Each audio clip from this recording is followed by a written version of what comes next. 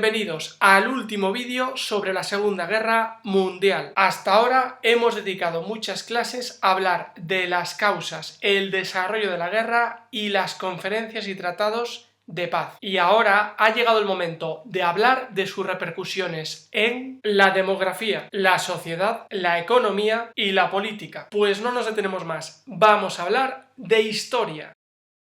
Consecuencias demográficas. La Segunda Guerra Mundial ocasionó más de 60 millones de muertos, a lo que hemos de añadir una cifra similar de desplazados, refugiados, exiliados y deportados. El conflicto produjo también un grave déficit de población joven, que tuvo repercusiones lógicas en el número de nacimientos. En último lugar, hay que señalar que también se produjo un desequilibrio entre el número de hombres y mujeres.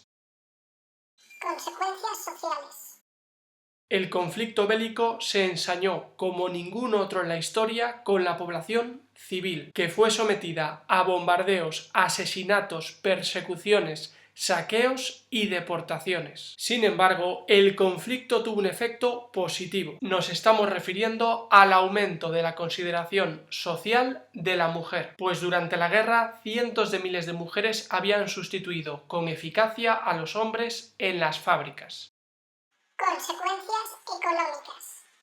Los países que participaron en el conflicto sufrieron unas pérdidas económicas cercanas al $1,5 billón. Mención especial merecen los países europeos, que sufrieron grandes pérdidas materiales tanto a nivel de fábricas como infraestructuras y viviendas. De hecho, en los primeros años de posguerra, los norteamericanos tuvieron que invertir grandes sumas de dinero en préstamos y ayudas para la reconstrucción de Europa.